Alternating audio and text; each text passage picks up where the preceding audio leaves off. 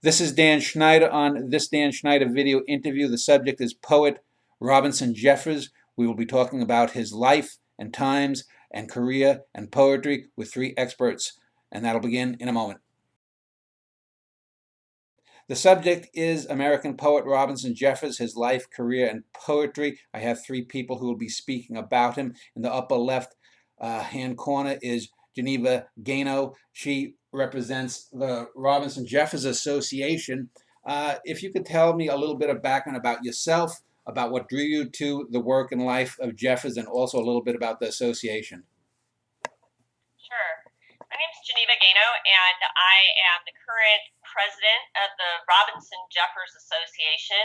I'm also an assistant professor at Texas State University, that's in San Marcos, Texas, where I teach and do research on Robinson Jeffers and a number of other American poets and prose writers from the early 20th century. I was drawn to Robinson Jeffers during my graduate career. I had never heard of Robinson Jeffers before that, and I had hoped at that time to work on the great poets of the country from the West and the great prose writers from the West. And so I was interested in the topics of regionalism, empire, and the effects of the First World War on American writers. And that drew me to Jeffers. Jeffers has a very distinctive voice. Over the years, I got more and more involved in my work and research on him, and was consistently involved with the association since that time. And now am very happy to find myself helping to guide the Robinson Jeffers Association, help to create goals for digital work on Robinson Jeffers. We've had some really outstanding scholarship and some meetings that have happened over the last few years, and we're very excited about the future of the association, both from a scholarly and research perspective, but also we are very interested in welcoming members who are going to find a passion for his poetry and find a passion for his message, and who would like to participate in helping to bring his name forward over the coming years. Two questions. I know there's a thing called the Tour House organization that is sort of, I guess, a museum of Jeffers' home. Is the association in any way affiliated with that? The Tour House Foundation is a wonderful association, and yes, we are very closely affiliated with them. Ours, the Robinson Jeffers Association, has a slightly more research and scholarly perspective on Robinson Jeffers, and we produce an academic journal called Jeffers Studies. But the Tour House Foundation has been extremely influential and important in sending the name of Jeffers forward and bringing recognition to his work from the perspective of the everyday lover of poetry. The presence in Carmel, California, which is where he built his home and where he lived most of his life, the passion for him there is still very strong, and the Tour House Foundation does do tours of the tower he built with his hands and of his home. So it's a very wonderful, close working relationship, and we have many members in common. I know that some writers like Eugene O'Neill, Wallace Stevens have societies and organizations devoted to them. Some of them are specifically centered upon the writer themselves. Others are looking for people. I know, for example, Rod Serling has an organization founded by his daughter looking for people who write in a similar vein. Is the Jeffers Association just primarily Jeffers-centric, or are you looking to promote writers who write about the same topics or write poetry in a similar manner, that kind of thing? The Robinson Jeffers Association is primarily focused on Robinson Jeffers. However, we are affiliated with a number of other groups that are interested in eco-poetics and eco-criticism. We're also affiliated with some of the poetry awards that the Tour House Foundation sponsors, and so those tend to encourage the work of young poets who are also writing in a similar vein. So it's a very um, broad web of connections, all centered in the poetry and the spirit of Robinson Jeffers. Patrick Murphy is the second person. He's in the upper right-hand corner. He's also written much on Jeffers. Patrick, if you could give a little bit of background about yourself and what drew you to the work of Jeffers. Sure. I'm Patrick Murphy. I'm professor of English at the University of Central Florida, living in Galveston, Texas. And I came to Jeffers in the early 80s through three routes. One was his influence on Gary Schneider, which led me to him.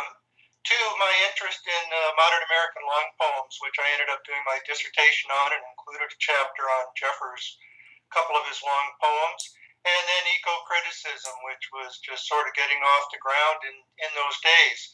So I did some early essays on Jeffers.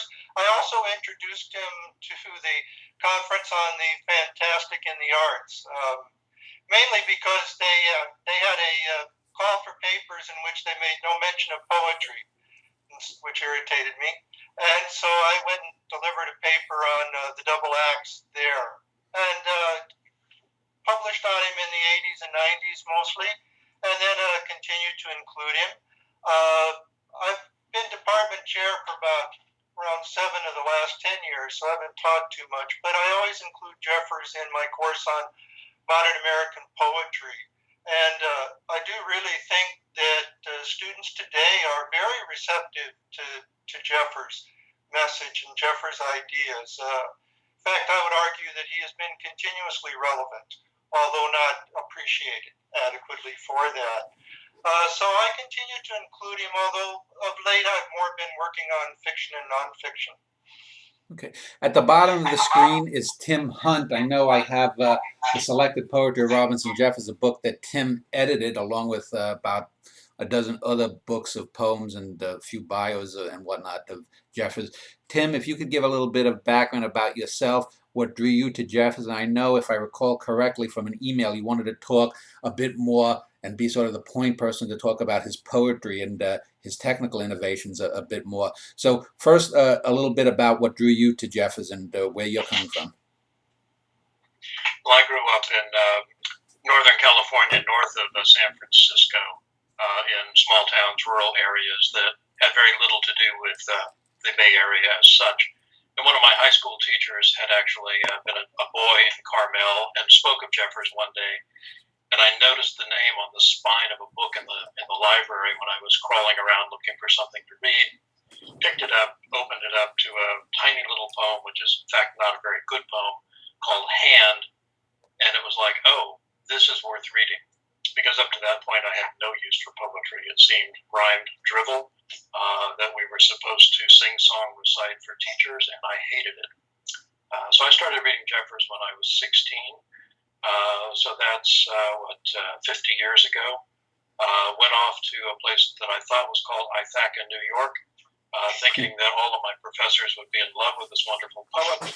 And I was told that those who had heard of him thought he was worthless, and why was I wasting my time? And it pissed me off, being a California redneck, and I determined that I would figure out if they were right and I was wrong, or if I was right and they were wrong, that this guy was worth reading. So I've spent a number of years trying to study modern American poetry, with Jeffers obviously in particular, but Jeffers in the context of modern American poetry, trying to understand why that, what to me seems like it ought to be a viable dialogue, or a relevant and vibrant dialogue, has in fact in large part not existed.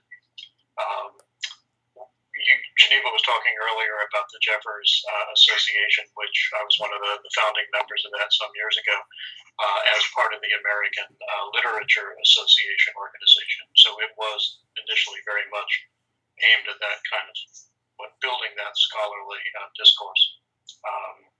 The main thing, I guess, that over the years I've been associated with is the collected poetry, which was about an 18-year long project of digging through all of the papers and trying to recover something of the way his poems actually came to be written and how they actually worked, which I do think adds something to our ability to understand his artistry, because one of the arguments that's been made, which I think is in fact not correct, is that Jeffers has no artistry, that he simply has ideas. I think his artistry has been misunderstood or misperceived, and part of that has to do with the way the poems were originally published and circulated. So, for lots of reasons, including the issue of echo, the echo-critical direction that Patrick was mentioning, Jeffers has become newly relevant, I think, over the last several decades. I think we now have much more adequate access to his work, and perhaps it will start to have some of the kind of critical and cultural impact that I think he always believed it should have and would have over time. Well, let me take your points about Jeffers as a segue for the rest of this segment. And towards the end of it, we'll get back to sort of filling in sort of the standard background biographical stuff. But when we talk about Jeffers as import, one of the most, I guess, talked about things is his supposed echo green nature, as people would talk about it now. And while that certainly is important, and people have made much of sort of his vatic sense as a prophetic voice, I know you had mentioned, and I'm glad you did, that you had wanted to talk a bit more about the poetry itself. So let's start with that. What was the technical import of Jeffers in his day, especially considering the high modernists of his era, people like Robert Frost? And can you sort of situate him somewhere on a timeline in terms of the long, rolling, rhythmic lines between Whitman and someone like a C.K. Williams? Tim, this is for you to start.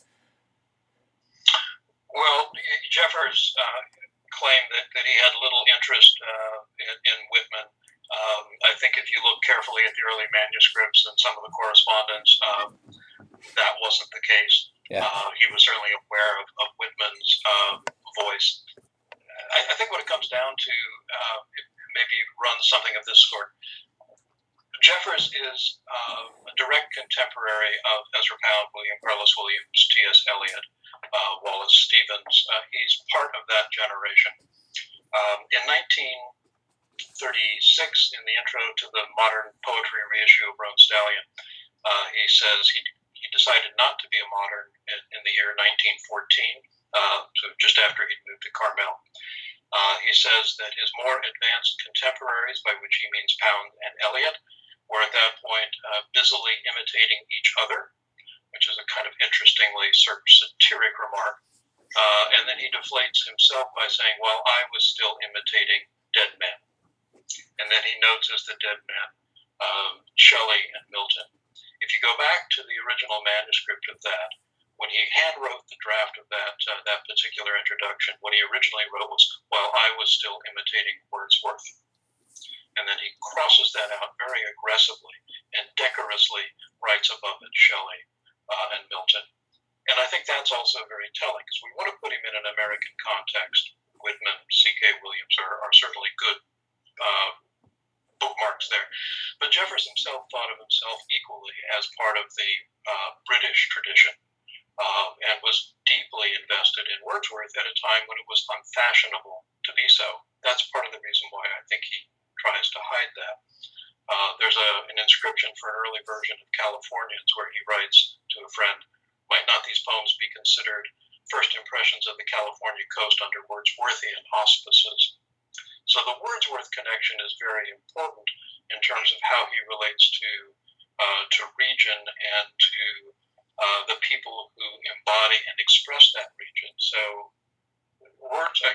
Jeffers is in a sense, in a post-Darwinian way, recasting the Wordsworth project of lyrical ballads, and I think that's largely not been recognized. In order to do that, he had to have a particular kind of voice, and this is what sets him so much in opposition to Pound.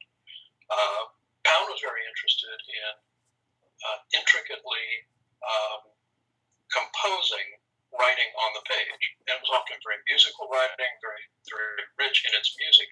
But for Pound, it had nothing to do with speech or speaking. For Jeffers, the poem is an act of speaking to the reader, and the poem and the page stores that speech. And that's part of what drives the cadences of those lines. They are, they're not only speech-like in their cadences, but they have a speech-like action to them. And there's a story that the family tells of Jeffers as he would write especially the narratives, pacing up and down the attic of Tor House, which is where his workspace was. And Una, his wife, sitting down in the living room. Hello, Tim? Tim? Did we lose you? Oh, okay. We lost you for a second. Go on. I'm sorry.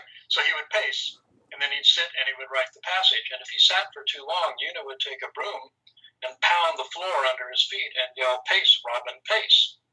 And if you look at the manuscripts, you can see the intervals where he would pace and stop and write, and then pace and stop and write. And that gives you that sense of the poems as elaborately voiced. So in order to get there, he had to come to a very different sense of measure from 19th century metrical verse and modernist experiment both. And it's a measure that's based on spoken phrases. And if you look at, and especially the narratives, you'll find that typically the poems will balance lines of 3 to 4 phrases against lines of 2 to 3 phrases, depending on what the period is.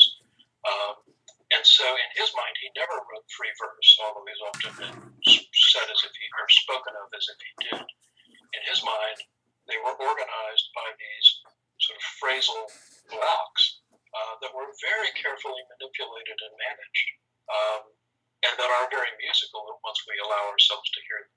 Well, let me ask this first of you, Tim, and then both Patrick and Geneva can comment if they will. One of the things that I've always found about Jeffers' poetry, aside from the long lines and the rolling rhythms and whatnot, is he seemed to me to be one of the first poets that had a visual sense in his poetry.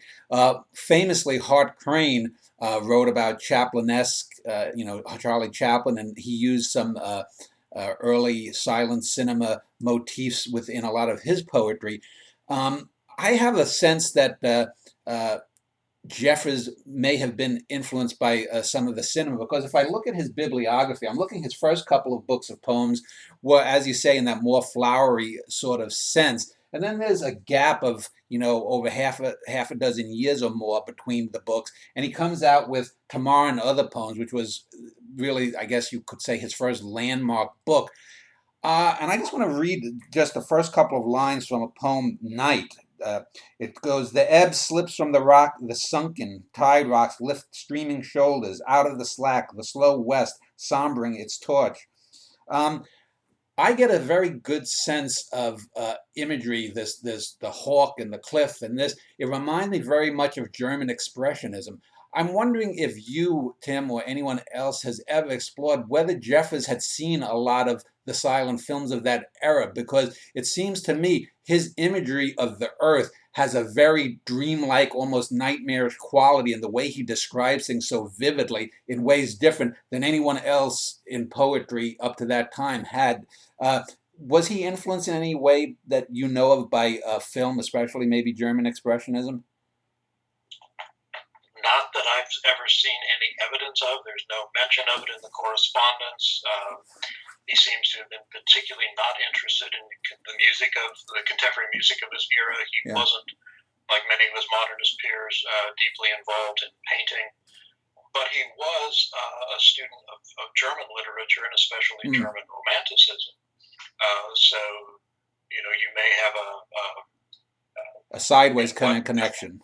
The way that would have influenced German expression film might also influence him. Yeah. How about Patrick or Geneva, if you could comment on Jeffers' import as a poet first off, rather than anything doing to the prophetic natural side. Maybe Patrick, if you want to talk a bit your opinion on him as a poet. Well, I think when you look at the letters exchanged among the beasts, sorry, guys. Schneider. A little emergency. Hold on. Let's let the bug. Hold on. I'm not going to be. We're not going to be able to Anyway, hear you. Hold on, Patrick. We're not going to be. yeah, Hold on.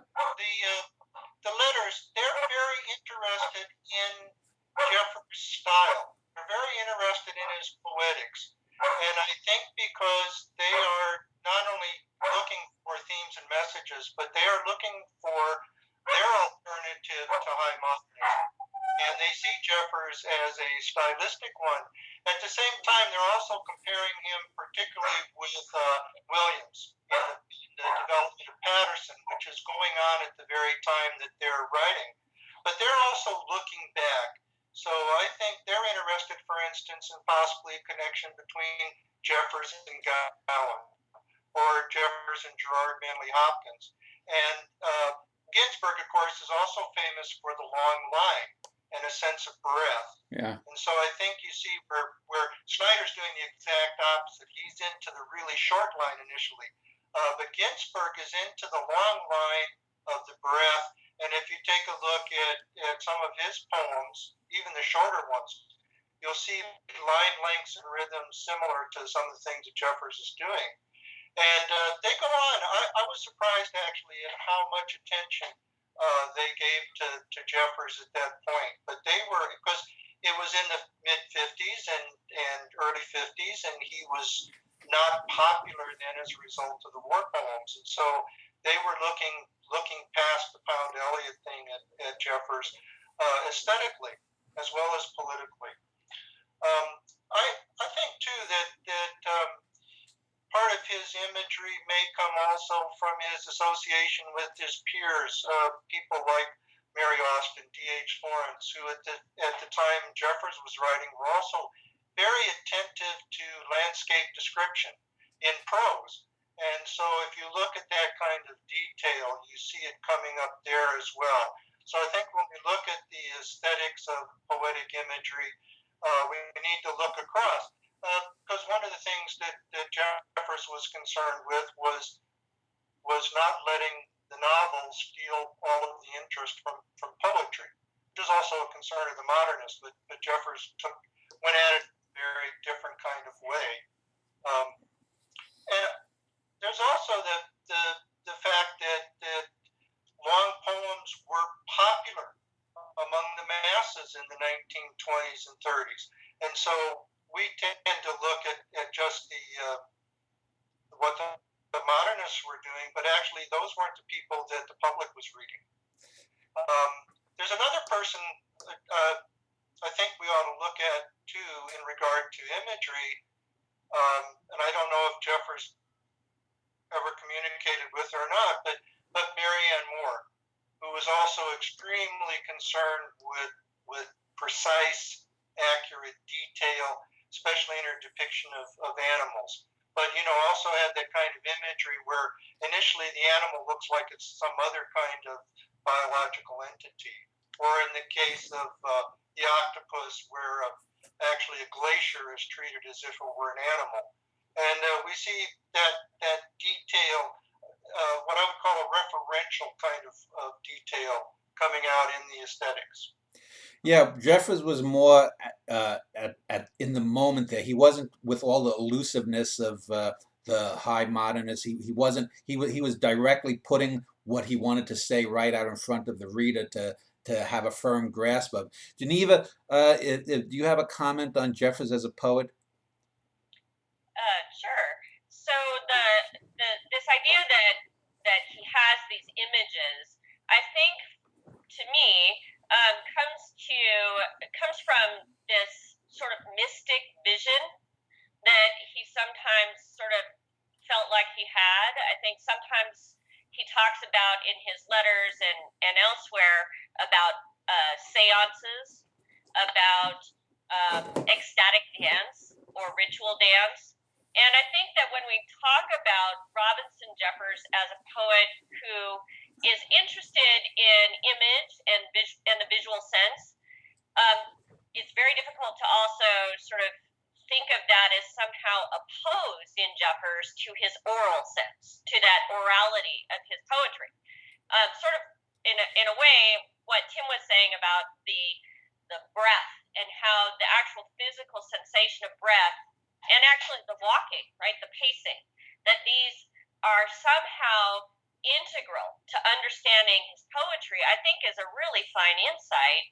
And I think that you can see that the visual and the oral sense really are part of a really bodily sensation that his poems often try to evoke, usually using fairly simple language, fairly simple descriptors, but really trying to get a bodily response. So even when you notice in the poetics of especially some of his early poetry, you'll notice that as you read, you actually have to breathe as you imagine the speaker would be breathing. You are asked to take a pause here and there because the way he uses consonants and assonants and alliteration of all kinds, he really drives you through the words he's chosen to read in a specific way.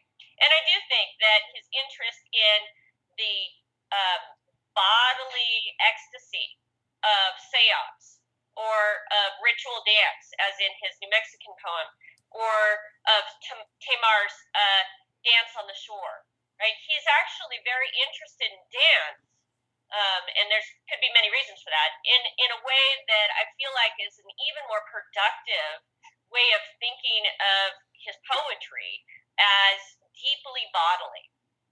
So that's the only thing I would really add here. Before we just move back and talk a little bit about who he was and where he came from, a little bit of biography, I wanted to just talk about the term inhumanism. That's the term that he had coined for his viewpoint, his poetry being basically non-human. Extra human might have been a better term, but the term which seemed to serve him well for the first couple of decades of his fame. After World War II, people sort of took it in the wrong sense, and so it became almost a bane that hung around his neck for the next few decades. Do you think that was necessarily one of the worst word choices someone who was gifted with words could have used to describe his viewpoint? And how do you think that has played out in the subsequent decades in his sort of reemergence as a poetic force? Anyone, go ahead. I think it's worth noting that the first place where he moves toward using that term, which is, I believe, in the 40s, he actually uses the word transhumanism rather than Yeah. inhumanism. And in some ways, it would have been nice had he stuck with that Yeah. in terms of the politics of it. But that's a term that he puts in place specifically as he comes out of World War II and the double axe. So it's very much a part of his political protest with the double axe, and I think it needs to be read somewhat in that context. Though, of course, critically and historically, it hasn't been. Patrick, you were mentioning earlier teaching or writing about talking about the double axe. In this other context, there's an earlier version of the ending of The Love and the Hate, which is even more horrific than the one as published. And there are various comments at the time, and then somewhat in later notes that when I came across, I was like, "Whoa, I hadn't expected that." He was fascinated with Edgar Allan Poe. If you ever want to take a look at that alternate ending, you might be amused. So the inhumanism is part of his political protest, and with those war poems, he's balancing, and you can see it in the alternate tables of contents for that volume. His desire to just be pissed off and rant about the politics of the war, and on the other to want to be above it all. And asking people to transcend, this historical conflagration. And inhumanism is right there on that tipping point between those two impulses that we see both in the finished volume, the double axe, but also in the struggle that he went through over several years of how to actually shape that volume for publication. Patrick,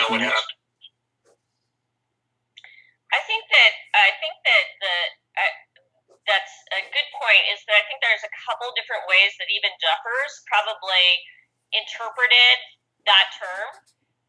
In its most serious and straightforward and prescriptive way, I would say transhuman or transhuman magnificence probably is a way to think of it most seriously.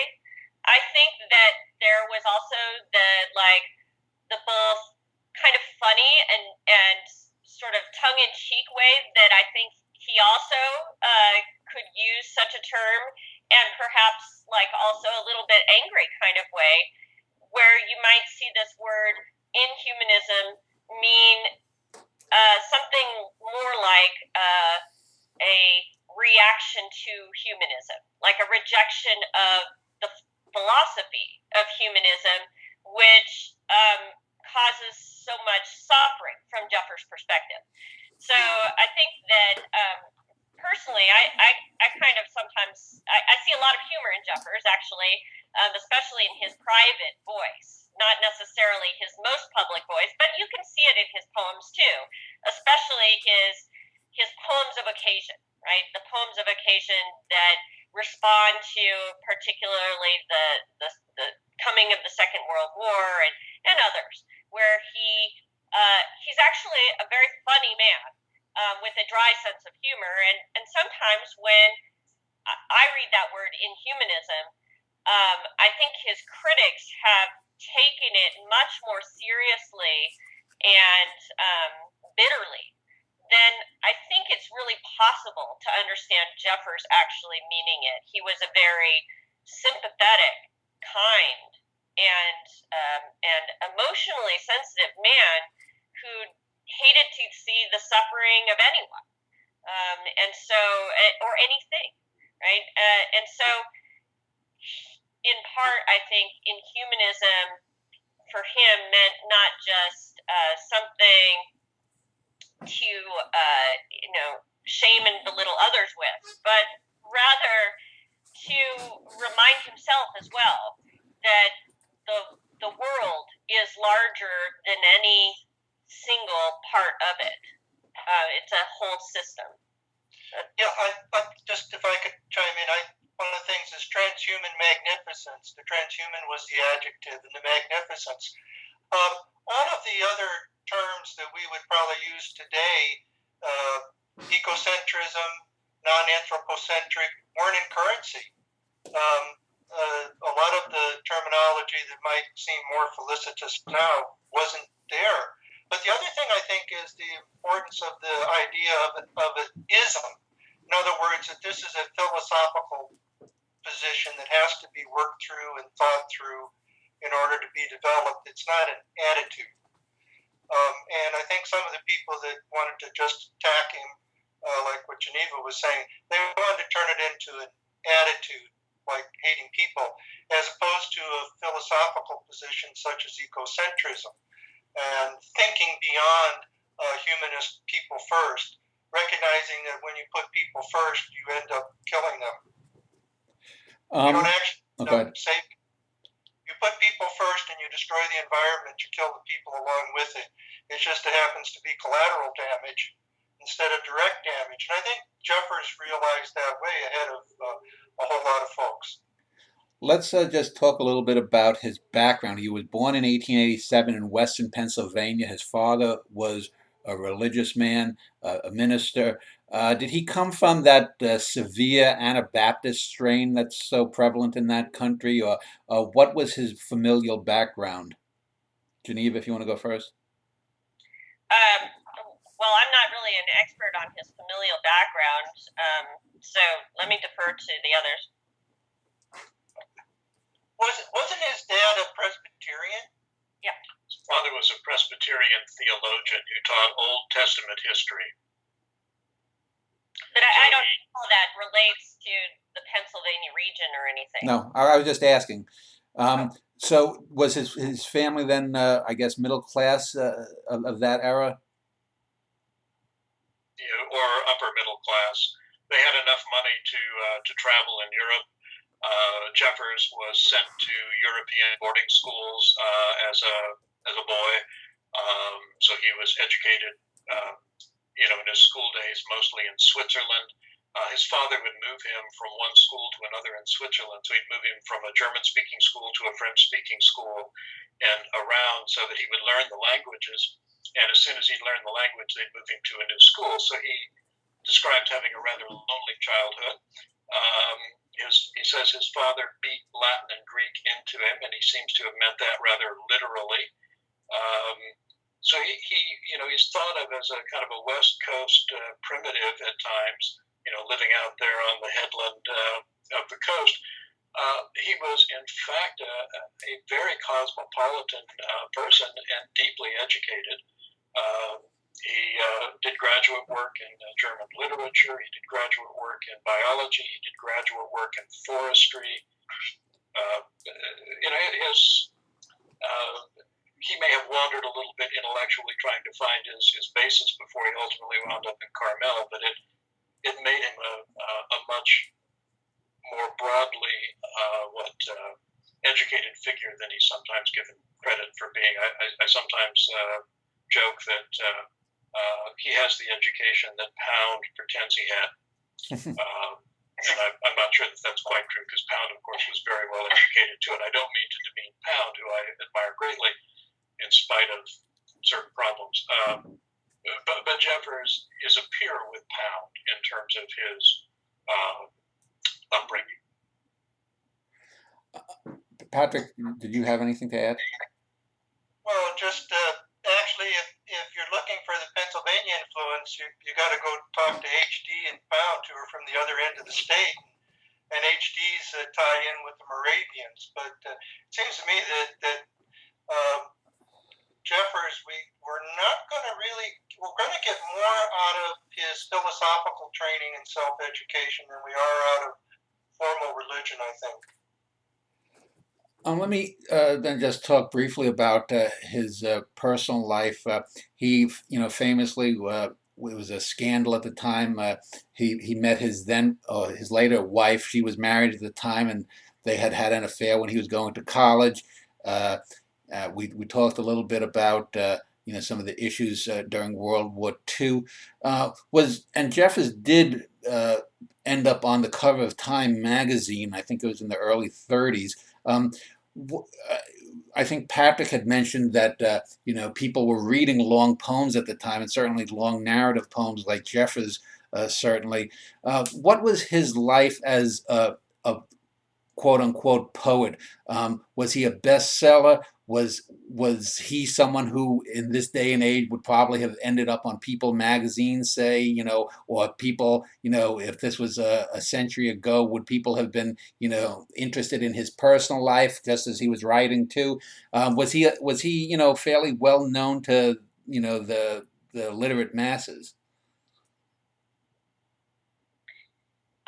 Well, he wasn't at first, and then he was. It was a very rapid ascent to notoriety, if not popularity, I think, at first.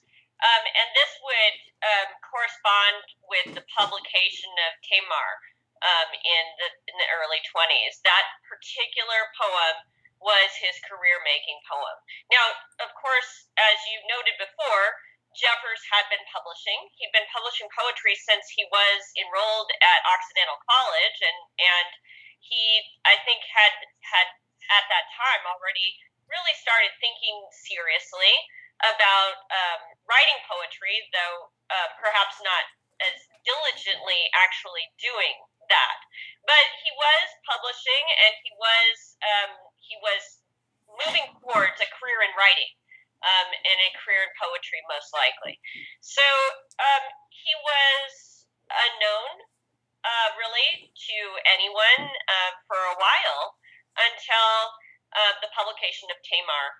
And what happened there was that a number of well-connected editors who had worked with Jeffers in the production of an anthology of poetry, called Continent's End, actually after one of Jeffers' early poems, decided that they needed to show this kind of stunning, breathtaking poem, Tamar, to their editors, to their friends, to everybody that they could speak to read the poem in the East.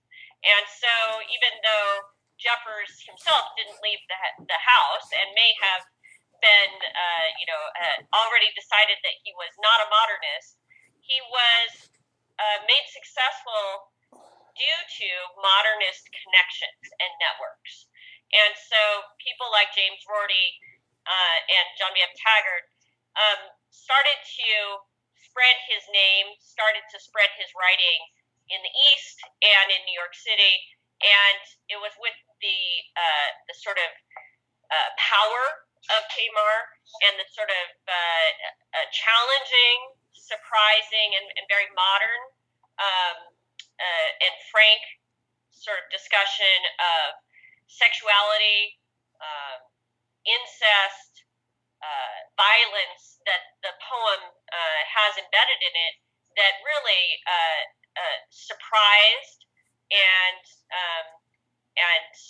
surprised his readers, and then really made him a name for himself. And then after that, he published very consistently. He became a writer for one of the most exciting presses, Live Right, and then later became a Random House author. He was highly sought after. So these are major publishers of poetry in this period and of other works. And people read him and looked forward to his work. He was in consideration for the Pulitzer Prize many times, and though never received it. And he was sought after by editors for his opinions about poetry awards. He was written to by fans and admirers all over the world. I believe his first initial biography was, I believe, somewhat commissioned by George Sterling in the early 1920s. But it was not that long after that people started to study his work and to write about his work in a scholarly sense as well. So he was popular along many fronts. Let me just ask, in the 1930s, his sort of isolationist, anti-war stance was very popular. We were going through the Great Depression. We had had the First World War. And, even Franklin Roosevelt couldn't do whatever he wanted to do to get us into the war, especially on the European front. Do you think that it was just a political tide that turned after Pearl Harbor that sort of saw people go, oh, well, this guy, we're not going to read him anymore, just the way nowadays modern celebrities will have one goof up and their career is bashed? Was it just the consistency of his sort of strident, militant pacifism that caused people to turn against him? Or was it a specific poem? Later after the war, he had the double axes was mentioned, or was it just was it just sort of the tide turning against him historically? Anyone? Well, I'll throw something in here. We forget that when we're looking at the 1920s and the 1930s, there were not courses in American literature or majors in American literature in universities and colleges in this country. That's more a development of the very late 30s moving into the 1950s. So where modern poetry starts being brought into the academy in the 40s and the early 50s, it's brought in under the sponsorship of the people we now think of as the new critics, who loathed Jeffers because his work didn't really lend itself to the particular kinds of critical operations that they wanted to use as the center of their curriculum. So their treatises, the anthologies that were the standards for the classroom, Jeffers really didn't fit in any of those things, and that, along with the politics, I think helped move him to the margin. Now, that coincides with a tendency for the large mass market magazines that served as reviews organs for the kind of recognition that Geneva was talking about. They start to lose their power and disappear.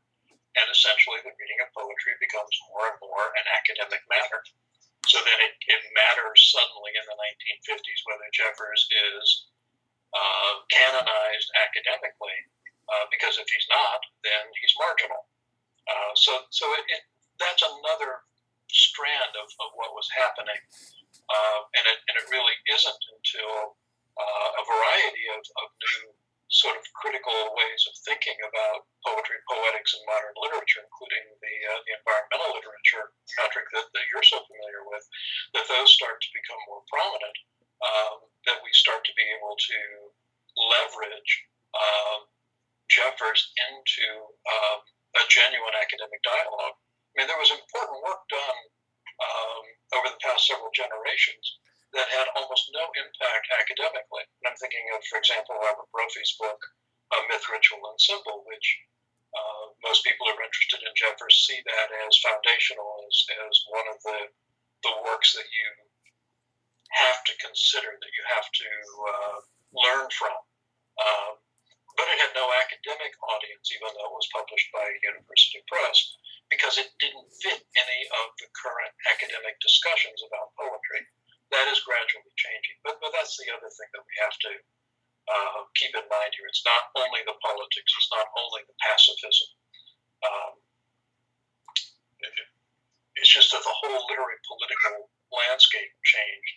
Yeah. Not just the political landscape, but academic politics changed. And with it, Jeffers was put in a very problematic spot. The irony of the new critics is that they were the ones who wanted to talk about the art itself, and yet Jeffers is so much, his art in a sense, and I hate to use the term, is so much more accessible than people like a Pound or a Yeats, and yet it's the extraneous things that seems to have garnered the most wrath regarding the man rather than his work. I think, if I may come in, Go ahead. one of the things Tim was bringing up that is important is the representation of Jeffers in the anthologies. And there was a tendency initially in the anthologies to try to make him a sort of birds and bees poet, just a few short lyric poems. And so he wasn't for a couple of decades adequately represented. Finally, the anthologies began to include Roan Stallion, which is the shortest of the long poems, and it's understandable why it's in there. But what we've seen, if you do a study of the anthologies over about a 30-year period, I think, is a reassessment of Jeffers' poetics and how people represent him. And for instance, the Modern American Poetry Anthology I use now has a much bigger sampling of Jeffers than what was available to me when I wanted to teach him, say, in 1987. It makes a huge difference. The other thing is some of the long poems were hard to come by in the 80s. The individual Live Right went under, got bought out by somebody else, and sometimes it was hard to get a copy to order to teach in a class. So I think really you had that 50s, 60s. It's funny, the poets who were being influenced by him were in the 50s and 60s going on, but they weren't represented in the anthologies either.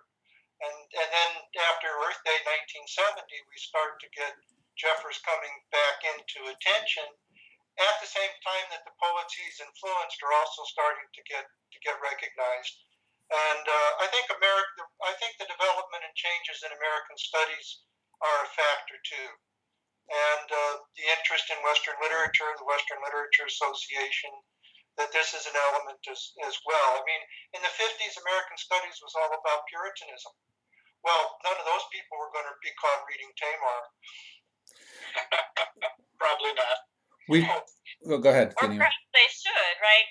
I think also, just to sort of piggyback on what's been said, I think when we talk about Jeffers as an isolationist, that might be overstating what he would himself have understood his position to be. I think that he always thought of himself as his own thinker and would not be willing to be associated with isolationists writ large, or see maybe a direct line of continuity between himself, say, and our current presidential nominee who considers himself an America first and out of the rest of the world kind of person. I don't think that would be something Jeffers would have ever felt comfortable with. And I don't believe that is the way he was perceived even during the war, even at the moment of Pearl Harbor or just after. I don't think that anyone was who knew him and knew his work was under any misapprehension that he was against U.S. involvement in the World War. I don't think anyone thought that he wasn't that person. But I don't believe that it became a major concern and issue, really, until the critical appraisal of his work really happened later. And that became one more thing to hold against Jeffers, I believe. I think that even he continued to be popular through the mid-40s, through Medea, and received much of his attention and acclaim in that period as well, and continued to receive awards for his poetry of a national scale. As far as that was represented among serious poetry readers, from very early in his career, he was published in anthologies, and his work was sought after for them, even in his younger years. But to sort of underscore what's been said, these are anthologies meant for readers and lovers of poetry. They were not necessarily meant for classroom use. And our classrooms to this day are really still organized around looking at poems and poetry as things that you teach quickly. They need to be easily accessible. If it's in an anthology, a short poem is obviously important for some very practical reasons. It takes fewer pages to print, so that's a financial reason. And in terms of time, when we're in the classroom and we're teaching undergraduates, we tend to teach quickly. We more quickly than probably many of us would prefer. And so I think that's to a large degree this part of this story, this larger story of the way that we understand the role of poetry in our much broader life, and particularly in the college classroom. Geneva, you mentioned Medea. I was going to segue right over to that, because we think of Jeffers as the man and the poet, and that's who we've spoken about. But his long narrative poems certainly sort of presaged that Medea. Can any of you tell me did Jeffers write anything else in a dramatic form other than Medea? How was Medea performed and received? Did it make it to Broadway, win any awards? And how did that play differ from, say, the source material? Yes, it made it to Broadway. Yes, it won awards. It started on Broadway. Dame Judith Anderson, who was one of the preeminent actresses of her generation, was a deep admirer of Jeffers, and she had been being pestered to do Medea, and she said, "I will only do Medea if Jeffers will prepare a version for me." And so she and her producer actually went out to California, visited Torhouse, and convinced Jeffers to set aside the work he was then doing on what became the double acts volume, and to do the version of Medea. So Medea actually is written right in the middle of the collection, the double acts, although we think of it as entirely separate. Laurence Olivier was one of the leading figures in that production. What awards did it win? I forget, but it was front page news. It was a smash hit, and it actually, as Geneva, as you're indicating, it renewed interest in Jeffers, which had been somewhat lagging a little bit before that. It was a big shot in the arm.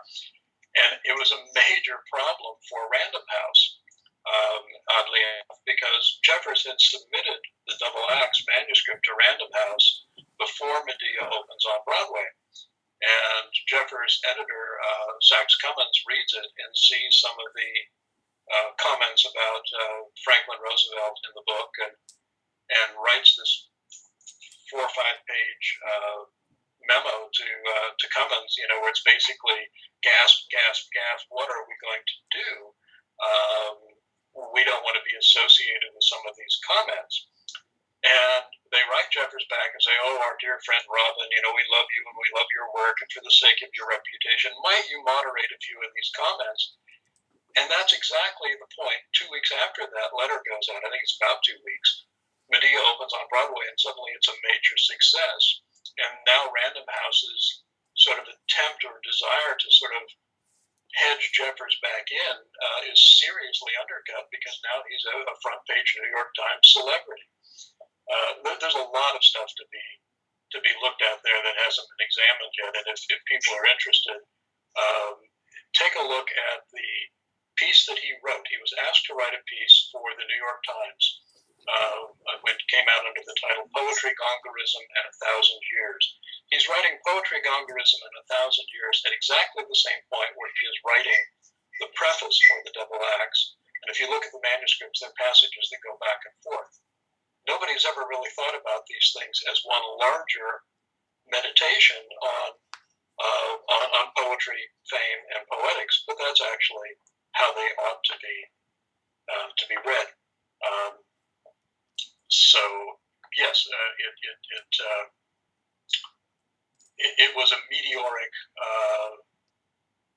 success, I guess would be the way to put it. There is actually an album of Dame Judith Anderson reading some of the passages that was released at the time. Your other question about how does it differ?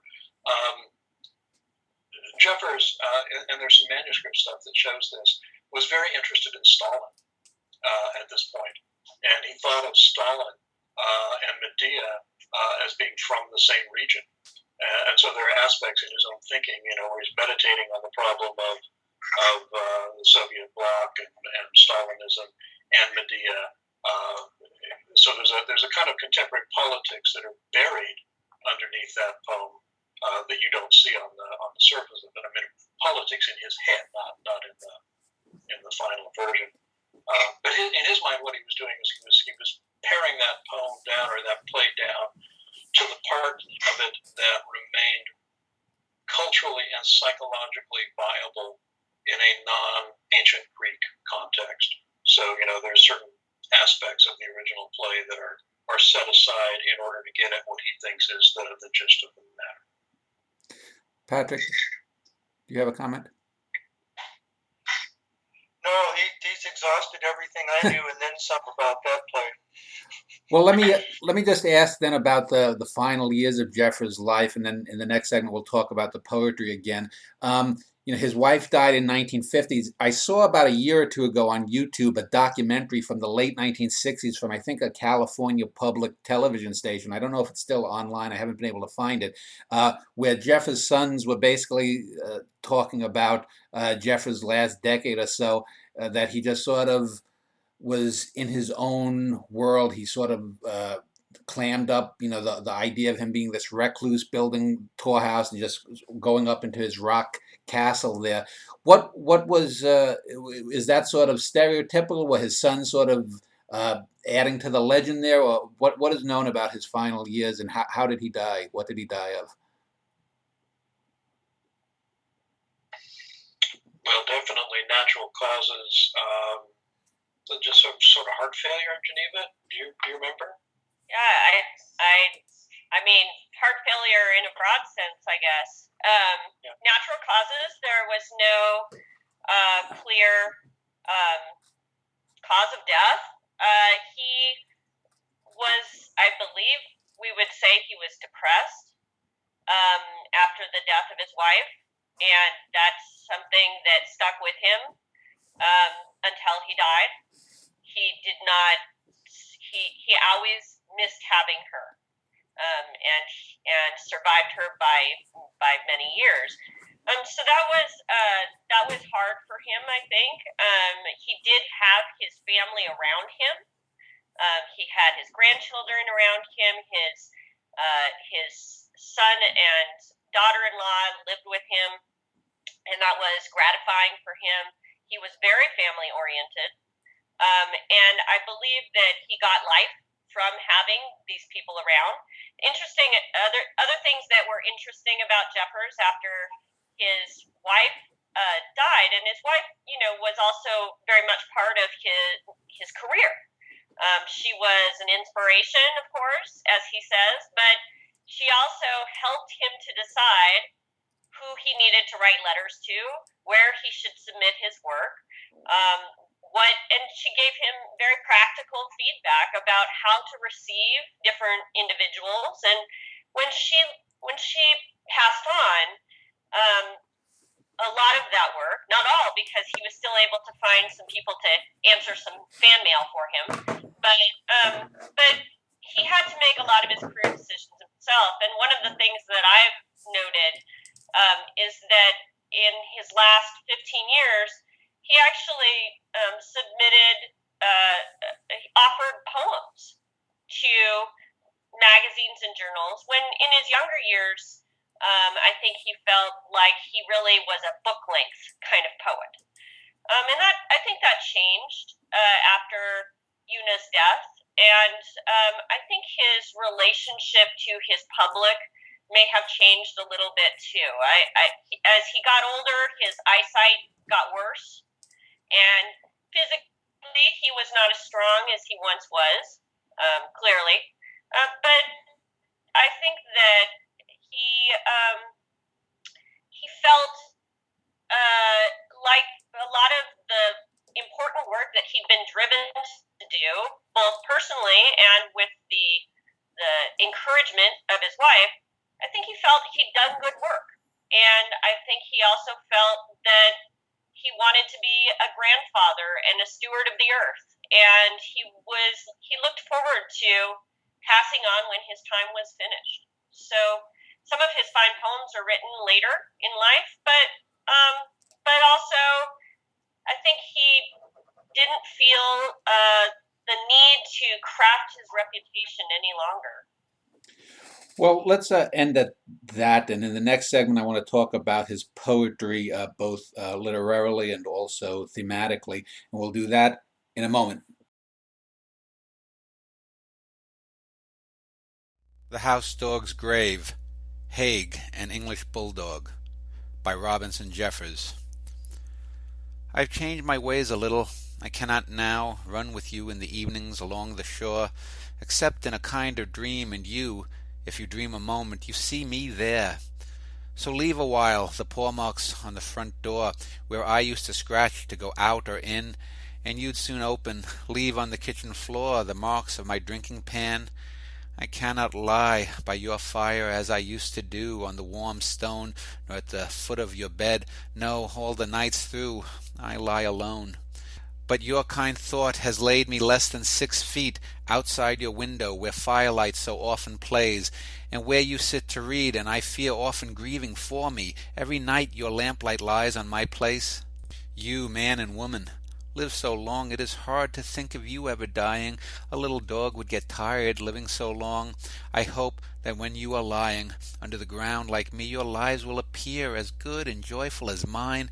No, dears, that's too much hope. You are not so well cared for as I have been, and never have known the passionate, undivided fidelities that I knew. Your minds are perhaps too active, too many-sided. But to me you were true. You were never masters, but friends. I was your friend. I loved you well, and was loved. Deep love endures to the end, and far past the end. If this is my end, I am not lonely. I am not afraid. I am still yours.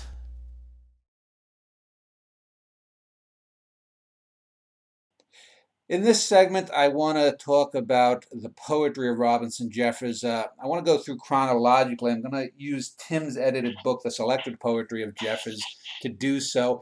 I want to speak a little bit about some of the landmark poems, both thematically, politically, stylistically, literarily. We mentioned earlier how the first book or two that Jefferson had was sort of Victoriana, if you will, I guess. These were poems that I guess I always equate in my mind as sort of like the early poems of Yeats compared to some of his later poetry. When Jeffers was studying, when he was growing up, was he drawn to that sort of poetry, the sort of uh, for more effete kind of poetry, that the these and the thous and the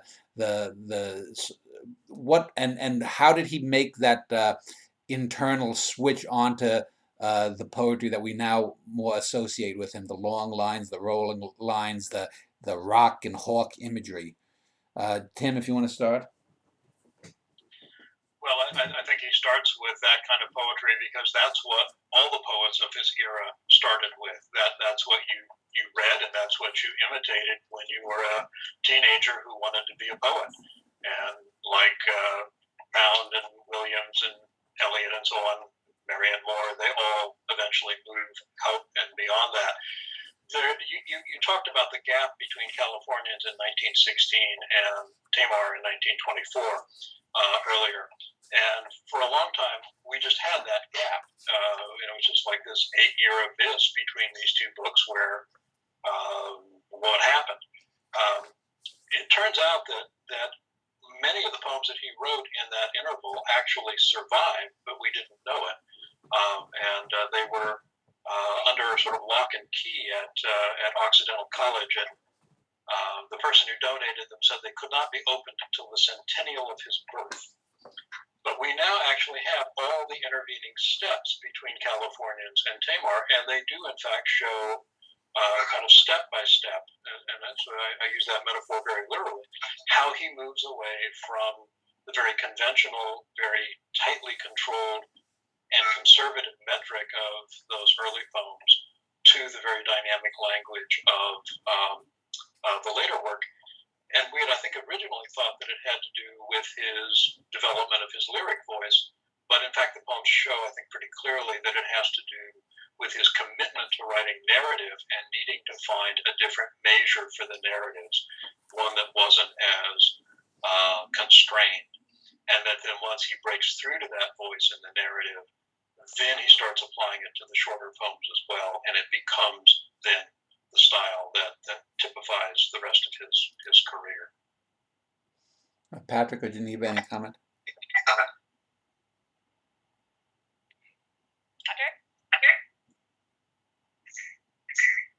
I'm sorry, what? Where are we? Patrick, can you hear me, Patrick? Yeah. Actually, I never spent any time with the really early poems because they didn't interest me.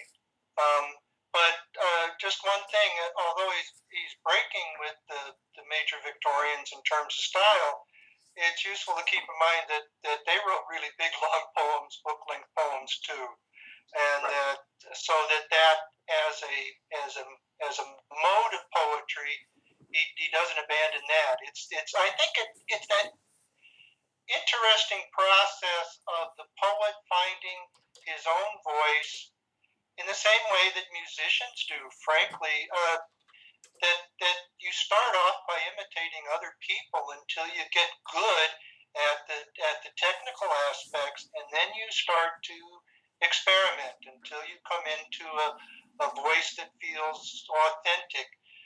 Gary Schneider talks about the exact same thing, about this process he goes through from his college years into his early 50s, early 1950s, of writing poems that he knows are derivative until he gets to where he finally hears himself. I think, though, too, probably, Tim, that World War I had an effect on him as well. An intellectual effect on him that probably said something about his responsibility for having a voice. I don't know if I could prove that in any kind of way, but I just kind of suspect that. And also as well. I'm interested in his early narratives and his progress towards the narrative voices that we hear. And I think it's instructive to think of him alongside some of the other poets of his generation who are experimenting particularly with narrative in this moment. So if you think of, well, of course, Edwin Arlington Robinson is the major poet of this period. And so there is absolutely no way that you can't imagine that Jeffers wasn't aware of him. Of course he was, and interested in what Robinson was doing.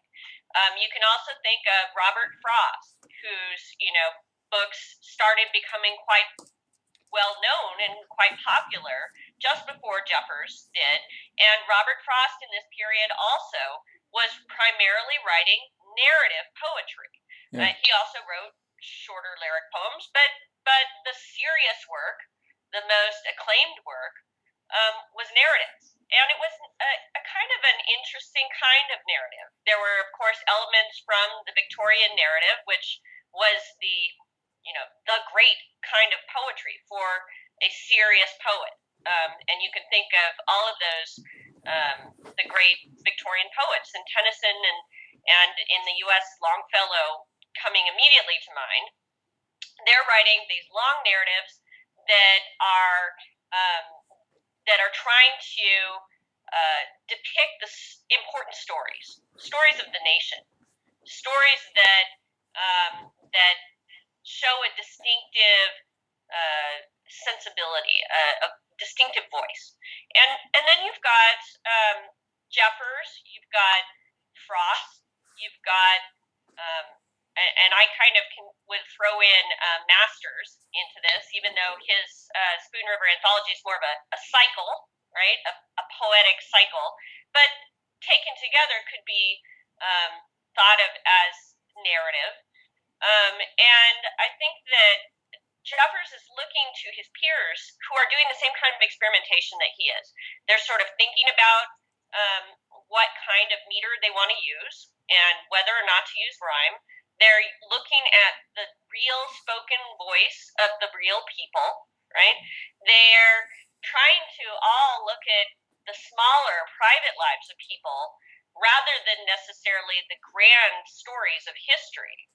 And you've got kind of a tension about, what the purpose of a long narrative will be under consideration at this point. And I think Jeffers does some really interesting things in using what has become the poetry of the classroom, or would become the poetry of the classroom in this period, right? The very even metrics of a Longfellow, for instance. And you've got him thinking about I think he's thinking about the ideological work of the narrative poem. When World War I comes along, and when you've got the major story of, say, Westward Empire that he's interested in, he's actually taking this form, this poetic form, that has been used to celebrate the nation, and he's actually using it for critical purposes, but using it through private stories, through personal stories. So you get someone like California in Roan Stallion, who is, a half Native American Californian woman who lives in a rural area, as the main protagonist of a story that perhaps read symbolically or something could have meaning for the entire nation.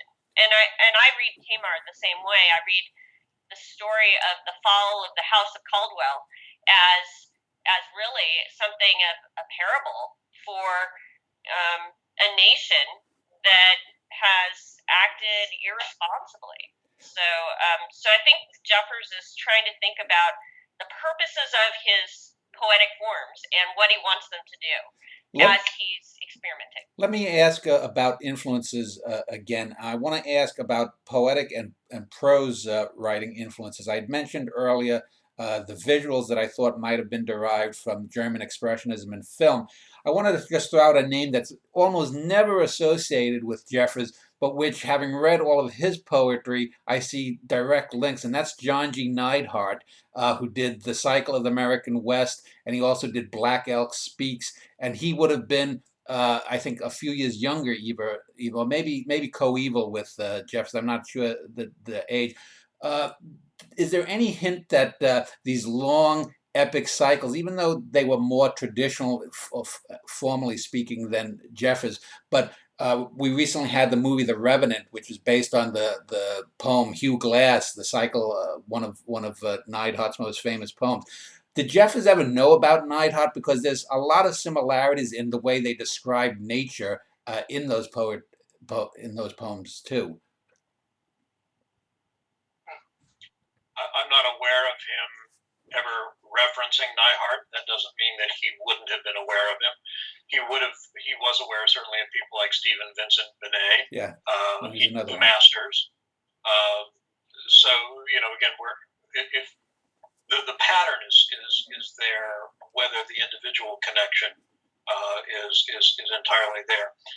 But I don't think we want to underestimate the extent to which, for Jeffers, however he's drawing on people like Masters and Robinson, the prod in terms of his ambition is vis-a-vis people like Pound and Eliot, who he sees as the innovative sort of avant-garde, and how is he going to relate to the tradition and that at the same time. There's an early poem, unpublished, called The Palace of Tradition, and it's rhymed, and it's not a very good poem. Thank God he didn't publish it. But it's revealing in this sense. He says that there are various coded ways that it's clear that he's referring to the imagists who would then have been contemporary. So this is Pound when he's writing in a station in the Metro. This is the early HD and the early Amy Lowell. He says that they have wandered away from the palace of tradition and left it to ruin and decay, and that he will not, that he is going to continue the palace of tradition. The palace of tradition, then, in this sense, is very much the grand tradition of the Victorians that you've referenced, the grand tradition of the Romantics. He doesn't know how he's going to do it, but that is, in a sense, his agenda, is how to make the tradition new, not how to break from the tradition. And that's where he saw himself as both aligned with the modernist ambition, but also resisting the modernist direction. So I do think he was probably more impelled by somebody like Robinson, who clearly wrote within the tradition and wrote powerfully within the tradition, and challenged by somebody like Masters, who was so modern in his material, but I don't think he would have respected Masters' aesthetic choices, even though there was dialogue there. People like Neidhart, he may well have been aware of, but I don't think they would have been catalyzing him. I think probably he viewed Frost as a peer and a competitor, but not an antithetical figure. That's just my guess.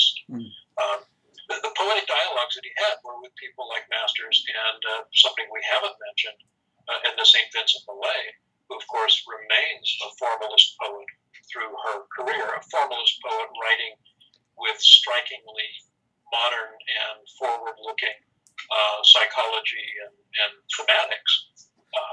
I'm glad you mentioned that, Tim, because Millay, I think, is a poet that's gotten really slagged on. I'm going to have to do a show on her one of these days, because I think she's often neglected myself. Patrick or Geneva, do you have any comment about Neidhart? If not, I can move on. No, that's not a connection I would have thought of. I'm thinking here more. The funny thing about Masters is Masters' innovation was Spoon River, and after it, he went back to writing rhymed verse long poems that were absolutely awful. And if anything, so on the one hand, Jeffers doesn't want to go the route of the cycle, right, which is the sequence, the chopped up thing. On the other hand, if he's looking at masters at all, he can see that trying to go back to rhyme couplets is just the kiss of death. I tried to read a couple of those book-length masters poems, and I'm sorry, they're sad. I suspect that Sandburg comes along later, and Jeffers is already well established by the time Sandburg gets into The People, Yes, right? Because that's in the 30s, I think. Yeah. So we don't have any letters from Jeffers' early days circulating around. We don't have that kind of correspondence to look at to see who he was writing with. Because I think, he and Una go down to New Mexico, right, to visit Lujan and meet up with Lawrence in the. What period is that? Yeah, Lawrence was already dead, so that was the later 1930s. They go down to Mabel Dodge Lewin's. Yeah. Yeah. But it's later. Jeffers has already got his voice. Yeah, so we don't have much information in terms of correspondence in that. Although there is a rich intellectual community around Big Sur in the 1920s, right? People are out there that Jack London wrote about. Yeah. Well, George Sterling becomes key. Yeah. A poet that sometimes is not remembered. Mary Austin, Geneva, you mentioned Mary Austin earlier. That's somebody else that he knew. A lot of different people came through Carmel, painters, anthropologists, novelists, whatnot, but more associated with the West Coast than the East. Yeah. Patrick's mention of London brings up a point that I wanted to bring up about anything he would have read prose-wise, because Jeffers would have been going to college in the first decade of the 20th century, and this is the muckrake era. People like Jack London, people like Upton Sinclair, people who were writing in that sort of moralistic, almost didactic vein. A little bit earlier would have been Ambrose Bierce. I wondered to what degree he might have been influenced in terms of an ethical, didactic sense in his own writing by people like that, and especially someone like Frank Norris and McTeague, because when you think of the end of that book, if you read that book, which later became the basis of Eric von Stroheim's film Greed, the ending of McTeague is in very much Jeffers' kind of country, and it has that same kind of hard, harsh, the universe is coming to crush mankind kind of feel. Is there any sense that Jeffers was aware or influenced by these kind of writers, that muckraker sensibility of the early 20th century? Well, yes, of course.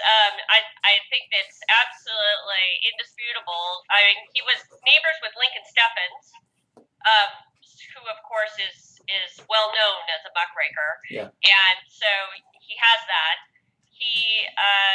He also, I believe he was very well aware of the Bohemian history of Carmel that he was stepping into in 1915, when he arrived there.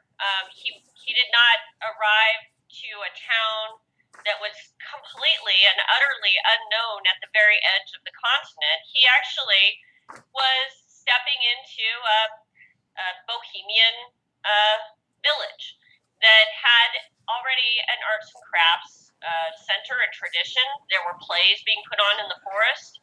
There were, of course, the writers who had preceded him, George Sterling, Jack London, Mary Austin, and so many more. And so as he decided to move there, sometimes I think that space was truly a compromise between the things that he felt he needed, especially the closeness to powerful, sublime nature for his work, and to some degree seclusion, but also absolutely essential for his wife to have a decent and fulfilling life. She did need neighbors. She did need culture. She needed to be able to go to San Francisco sometimes and buy a dress and see a play and music and enjoy and then come back. And so I think that there story is very much about Carmel being an important place even before they arrive.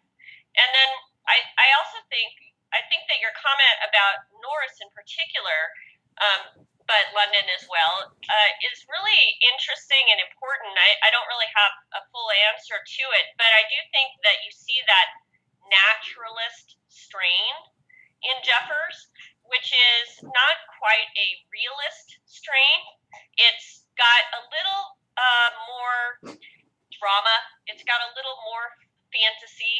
It's got strange things happen in Norris, and unexplainable things happen in Norris that are similar in certain ways to the unexplainable and the coincidental in Jeffers.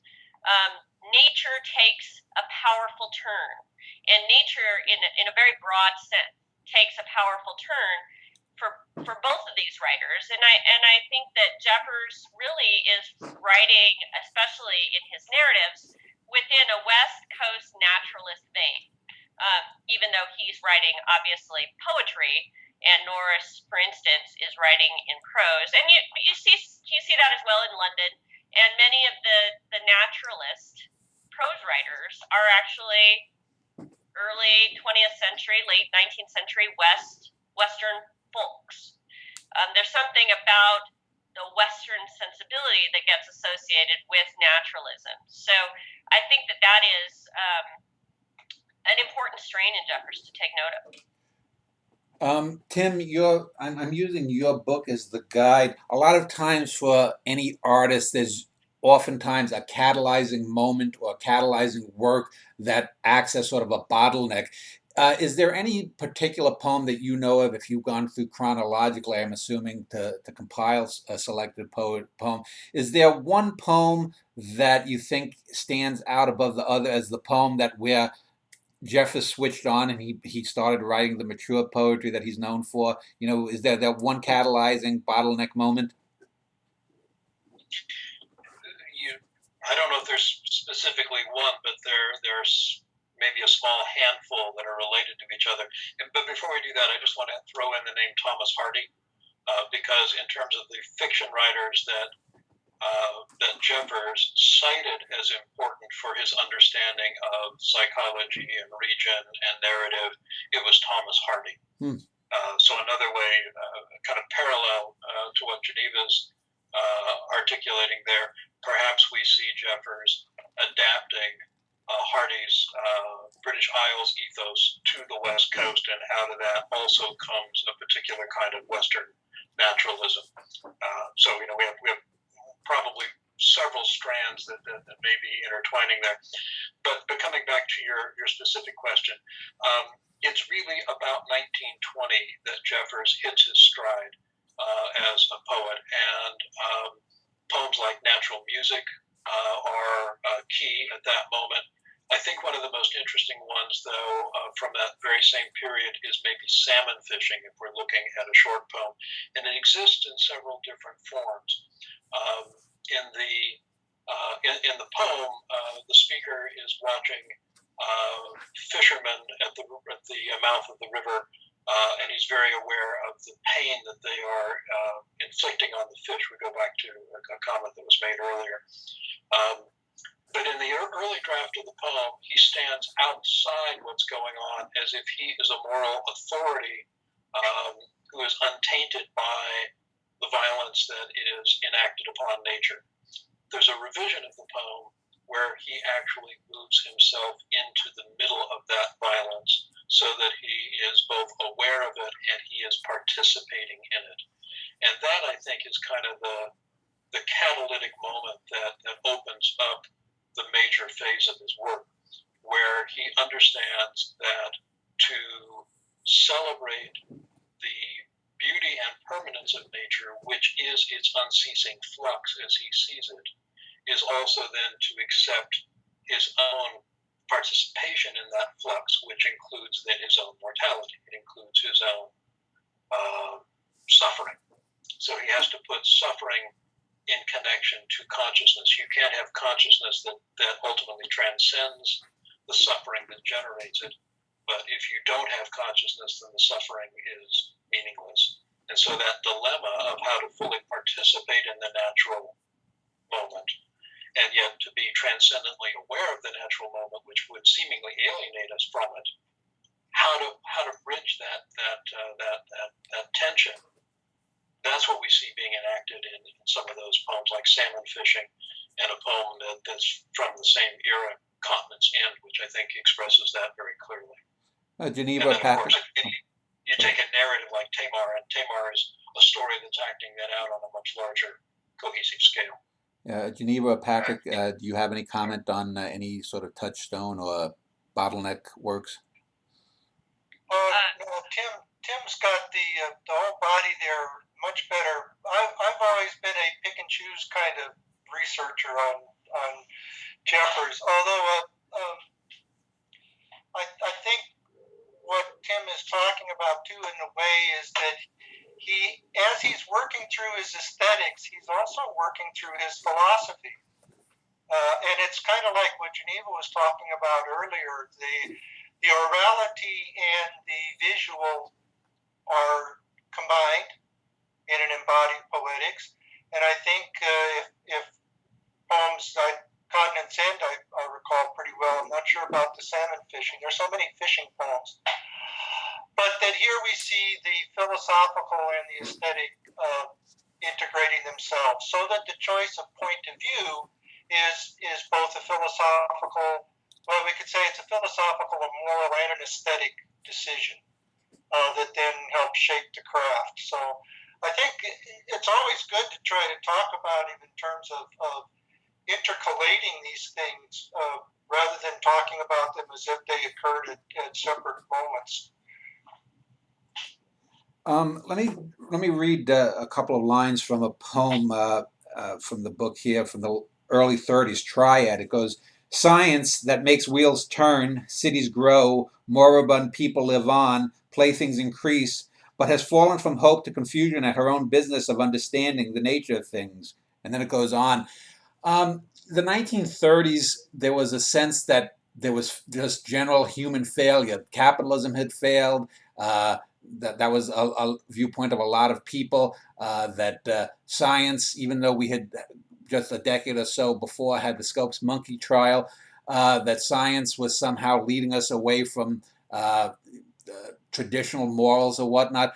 Was Jeffers, I know I've read people have said this, Jeffers was criticized in some ways of sort of being almost a Luddite. When you read something like that and take it out of context, you can see where people get that from. And there are a handful of other poems I know where he addresses science as sort of like, the 1950s B films, science. Do you think that, what do you think Jeffers' view on science was? Was he someone that saw science as an evil with, say, something like eugenics or Nazi propaganda? Or was, what was his viewpoint on that within his poems or his personal life? Anyone? Well, maybe I'll just lay a little bit of groundwork. He was essentially of a scientific mind himself in certain ways, not entirely, because he also had a mystic side, and he also had this very human side that I think are we would be remiss to point out. But in terms of his interest in science, remember, he had pursued both medicine and forestry from a scientific perspective as a young man. His brother was one of the great scientists of his generation and was well known for his work in astronomy. His brother also was an aviator, and so aviation science was something that he was familiar with. And I haven't done this research myself, but I know that others have traced his connections and interest in scientific studies and discoveries throughout his life, that some of which is incorporated in his poetry itself. So from a very personal level, I think he always thought of himself as having a very healthy and robust interest in science. And I believe that he genuinely attempted to understand what the new discoveries meant, what they meant from a scientific perspective, and what they meant from a moral perspective. So I think that one of his concerns that comes out in many of his poems has to do with what kind of responsibility power brings with it. And of course, science was one of the great expressions of power and instruments of power in his lifetime. It was obviously very important in both the First and Second World Wars, which had profound effects on Jeffers himself. So science was important for its pure intellectual joy of discovery, but science was also important for the moral questions it raised. And I think this was something that Jeffers worked on all his life. And I don't believe he came to one single definitive and clear answer for himself. It was a struggle, I believe, that he continued to work through. I think that science also helped Jeffers see more beauty in the world. And so again, trying to avoid compartmentalizing the way he could see something like scientific discovery or modern science, I think is useful. He was a complex thinker. Good, Tim. If you look at the second half of the double acts, the Inhumanist, you find Copernicus, Galileo, and Darwin as visionary heroes in that poem. They are expressed as people who are transcendent figures. And for Jeffers, the value of science is that it reminds us of the world beyond human introspection.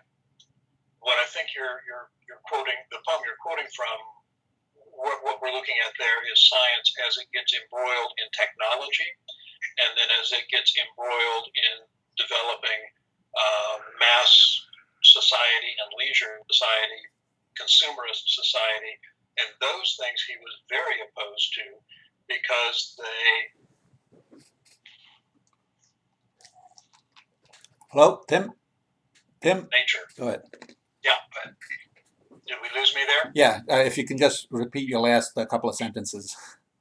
Right, so the thing that he sees in that poem that you were quoting has more to do, I think, with the way science gets drawn into technology, and then technology gets used as a way of accelerating the development of mass society rather than individual in nature, and consumerist society, and those things for Jeffers obscured the terms of being, so that they led to the kind of destructive introspection which he thematized as incest, and he saw that as what was tearing apart the possibility of freedom and meaning in Western society, and that would in fact drive the Second World War, and he was quite right on that score.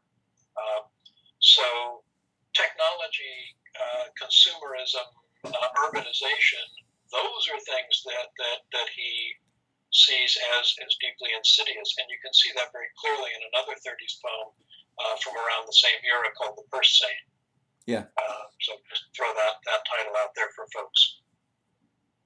Let me just ask about, again, I want to get back to the term inhumanism, because I mentioned earlier how that's been so misconstrued. One of the filmmakers, one of the great filmmakers, is Stanley Kubrick, and he's often been sort of, I think, unfairly called cold or unfeeling, and people will look at some of his work and try to point to that. I've often said that I remember when I saw the dismantling of the computer HAL's brain, I almost teared up. And there's a poem that I did a poem video of that I'm going to include in this show, and it's called The House Dog's Grave, and it's one of those poems that I can never get through without choking up a little bit, and it totally belies the claim that Jeffers was not someone who was capable of true, real sentiment in his writing. And there are other poems too I could point to, but this is the most obvious one because it has the connection to a pet and love. What do you think contributed to this idea, this, I think, fallacious idea of Jeff as a sort of, I guess you would call the Stanley Kubrick of poetry in terms of not having this expressed emotion, when there are many examples, and The House Dog's Grave, I think, is the best example of where he really gets into what the human essence is. I'll throw it open to you, Geneva, if you want to go first. I hate to try to answer the question in a way because it's not one that I've ever really understood. I know that people have talked about Jeffers as being inhuman and cold, and he himself kind of said that many times. But in a way, I feel like that was perhaps a wish or desire by Jeffers more than a true reflection of his character. When he says that he's of one temper with granite himself, but then you read The House Dog's Grave, or you read his letters to his sons, or you read the poem that he wrote to Langston Hughes when it was Langston Hughes' birthday, in the voice of his wife, right? And both playing with and gently making fun of both his wife and his good friend Langston Hughes, but then also making fun of himself at times. You can't help but really get a sense of his deep humanity and the testimonies of many people who knew him, like Van Wyck Brooks, or his neighbor Lincoln Steffens, or his good friend Mortimer Clapp, and you read their descriptions of him, and they say he was gentle, he was kind, he was generous. He was not a cold recluse. And so I think that I don't know where it comes from, really. I feel like I mean, the best I could say is perhaps a smear campaign by critics who can remain unnamed, who just did not like him, did not like what they thought he stood for, did not like his poetry, and felt like he'd taken poetry in the wrong direction. And so that's the best I can do. I really can't pinpoint any one reason why people would come away with that impression. Patrick or Tim? I think it's a psychologist, Eric Erikson, talks about the distinction between role and identity. And Jeffers had a sense of responsibility that called for a certain kind of role. And these critics want to conflate that with his identity. I can't remember, is it Melba Bennett or one of the other biographers claims that Jeffers would be in a group and they'd be having a party and he'd be laughing, and somebody would get out a camera and he'd immediately start looking stoic. Like that was his public persona. I guess coming back to what Tim was saying about Edgar Allan Poe, that many poets had public persona and a sense of responsibility. Schneider refers to him as an arhat, somebody who feels the obligation to speak truth to power and to be serious about it, but that doesn't define all aspects of the person. So, and Jeffers wrote so much, he's a little bit like the Bible. You can go in there and you can pick out a single and turn him into just about anything you want, right? It's still a man and a hawk, except for consequences. People don't like that, but there's a little bit more of the poem than that one line. So I agree with Geneva. It's a smear campaign, really. I think it's because the problem is they can't engage the whole poet. They can't engage the whole poetry. It's the same thing when you're trying to deal with somebody like Pound or other controversial figures. To give them a total assessment as a poet is much more complicated than to give them an assessment as a speechwriter, for instance. Tim? criticism by soundbite. Yeah, sure. And That's really popular these days. right, and I think the soundbite, that people hook that claim on is the line in Herd Hawks, I'd sooner accept penalties kill a man than a hawk. And people go, ugh, and they don't understand that the comment is dramatic within the context of the poem, and they don't understand the extent to which the poem is complicated by the plural of the title, because the second hawk in the poem, I would suggest, is Jeffers himself, because he identifies with the hawk. So to kill the hawk who is maimed in nature, to put it out of its misery, is a very complex and painful, going back to your point, Geneva, move. And then where I think that has to lead us is we do want to remember this guy is a contemporary of T.S. Eliot's. And we think he's the antithetical figure, but in one way he's not. If you go back to Eliot's, sort of paradigmatic essay tradition and the individual talent, Eliot stresses the way in which the poet's private experience or private emotions are not germane to what happens in the poem. The poem is something that has transmuted those into something that leaves them behind. And you can look in Jeffers' manuscripts and look at the way some of those lyrics are developed, and you can see him taking poems that were initially very personal and very almost confessional, and then creating the persona that makes them, in his mind, more appropriately public. And it's the voice of Jeffers, the figure of Jeffers in the poems, is a carefully constructed, I don't mean to say dishonest in any way, but a very carefully constructed position that has to be read dramatically, and we don't do that. We read it as if it is naive confession. And I'll give you one thing that to me just clinches the fact that he was, as you say, very aware of his persona. There's a photograph taken in 1947 by a photographer for Life magazine. This is after he's completed the poems for the double act. So he's completed the narrative, the double acts. And in this, but it's not been published yet. So the photographer has not read it. That's important to understanding the image. So there's a picture of Jeffers' son, Garth. He was come back recently from serving as an MP in World War II. And Garth is stripped to the waist, and he's a big, burly, He-Man sort of figure. Have you seen this photograph, Geneva? I'm not sure. Okay, but you've seen pictures of Garth as a young man. Yeah. Yeah, and he's a specimen.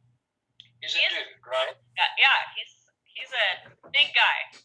Big guy, and he's posed there holding a double axe up over his shoulder, up over his naked shoulder, and he's back against the front of the tower, the stone of the tower. So you see this seemingly very aggressive image of Garth with the double axe. What you don't see until you look very, very, very closely, and even then it's almost easy to miss, is Jeffers in the darkened doorway, the recessed doorway of the tower, in his, like this, leaning back against the stones, kind of giving this little sly grin. So Jeffers knows that he's both creating an image for the poem The Double Axe, but that he's also then deconstructing it simultaneously. Oh, that's it. And the photographer could not have set up this shot because the photographer would not know the poem because it hadn't been published yet. So the origin of the shot has to be Jeffers. So you tell me he wasn't screwing with the photographer and manipulating image. And I don't even know if the photograph was ever published in that spread in Life magazine or not. But to me, that's very telling for what we're talking about here. Yeah, that's incredible. And maybe I'll just jump in really quickly and mention that in recent years, in just the past 10, 15 years, we have got the tools for a major corrective look at Jeffers and both his persona and his person.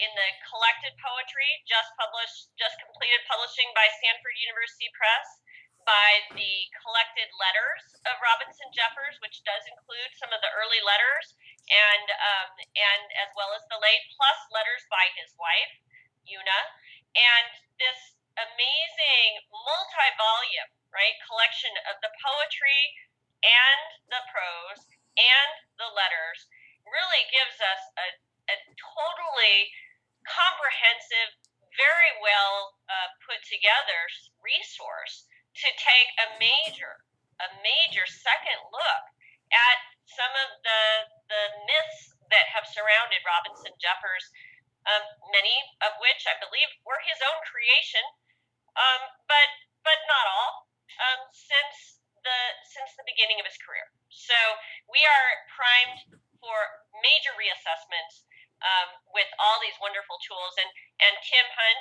right here, is one of the great authors of that, and James Carman, who just completed editing the letters. Last volume of those came out last year.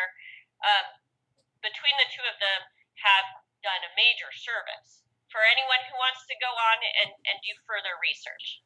Let me just comment on the misconstrual about Jeffers' voice. It can't be surprising, since there are people that still think that William Shakespeare was gay because he used a female voice in some of his poems.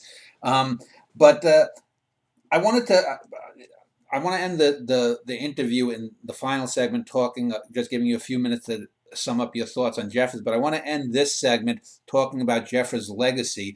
And there's one poet that I have to mention because he's probably Jeffers' most bitter and nasty, if not rival, because he's a few years younger, but most vocal critic. And that's Kenneth Rexroth, who is similarly wrote a lot about nature. And I've always found it very interesting, the almost sociopathic relation that the shade that Rexroth always cast towards Jeffers, because they both wrote long poems. There's a lot of nature imagery in it.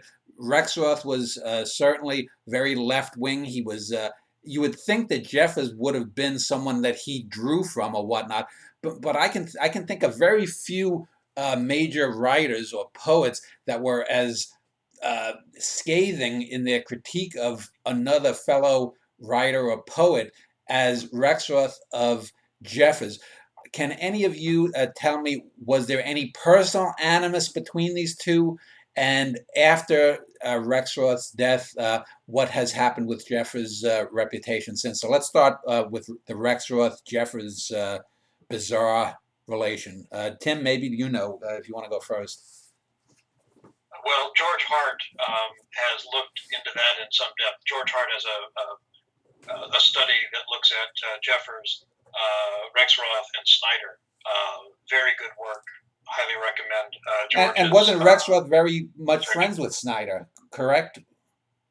Right. He was very supportive. Yeah, well, so Rexroth, as George understands it, so I'm drawing on George's work here. Essentially, they did not know each other. It was simply territorial. Rexroth was very focused on power and sort of building his brand, I think, as our students like to say, and kind of controlling the scene.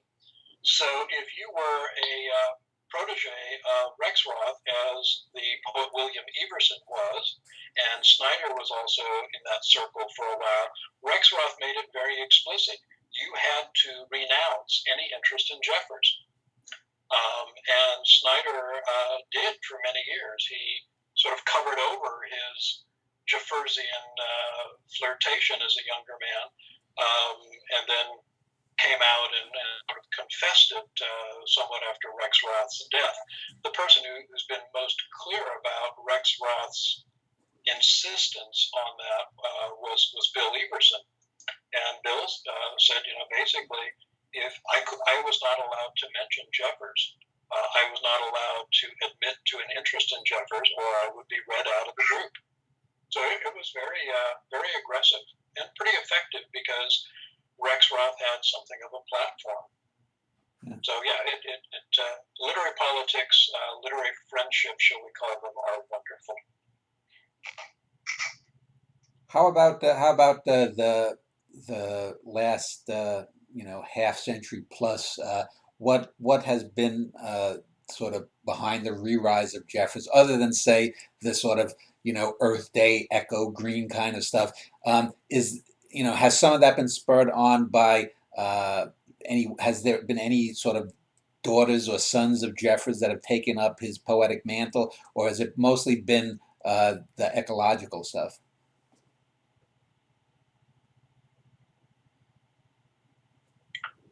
Go ahead, Tim. Hard to say. I don't know. No. Geneva, you've probably looked at this more closely than any of the rest of us. Well, I can't say that I know that there's been a major shift in interest in Jeffers. I see increasing work that's come out in the past few years that has considered Jeffers. I don't know how much more he's taught in a college classroom, and I don't know how much more or less he's read by a popular audience. But his name continues to be well known. His family has been willing and very happy to participate in preserving his name and helping to get his poetry out there for a reading public and for an admiring audience. So they have worked very closely with the Tor House Foundation and the Robinson Jeffers Association to sort of increase interest in Jeffers. I do feel that, especially when we think about long poems, that there is an opportunity right now for new ways for us to start to read them and talk about them, given the opportunities available through digital publishing. I think having long poems available electronically, as opposed to being published in traditional paper formats, print formats, I think will actually help to reintroduce long poetry to a reading audience that really probably may not be very familiar with poems that are longer than 30 lines. I think that people have been out of practice of reading long works, and like I had mentioned, we've all sort of mentioned that they don't really show up in college anthologies so much.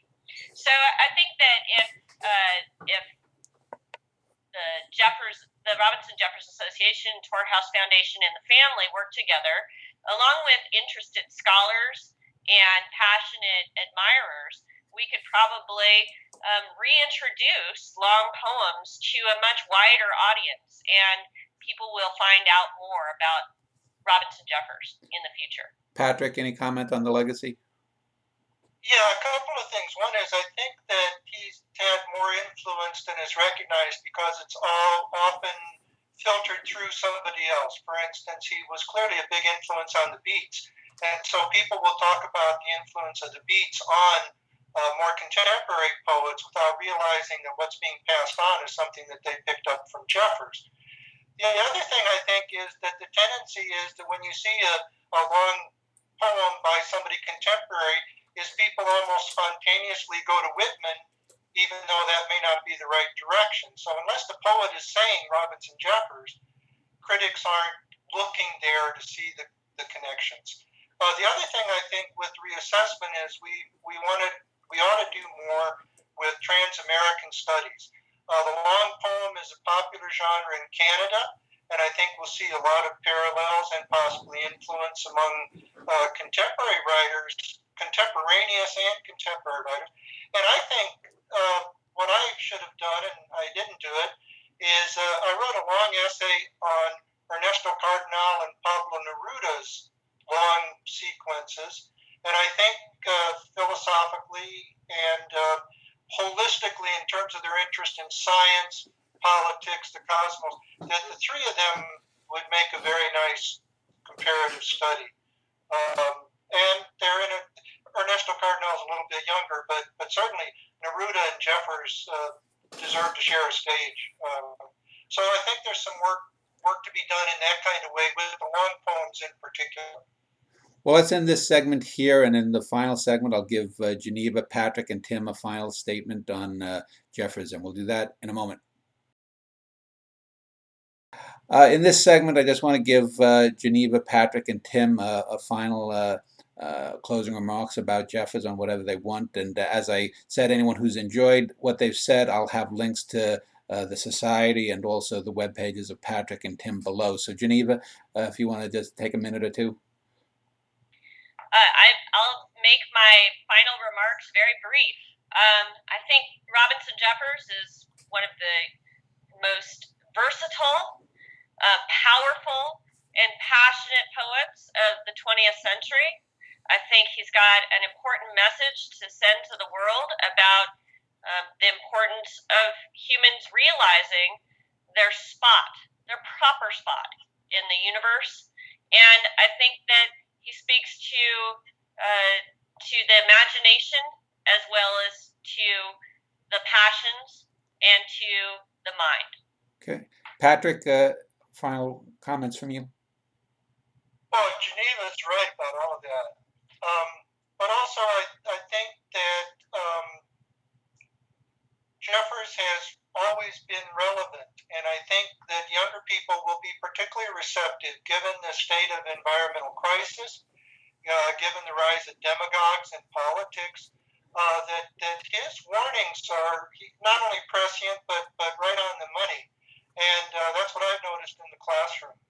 And I think also that we're going to see more work, the recognition that he wasn't a non-modernist, he was a counter or an anti-modernist, and that was a strong movement in the pre-World War II period that influenced a lot of people.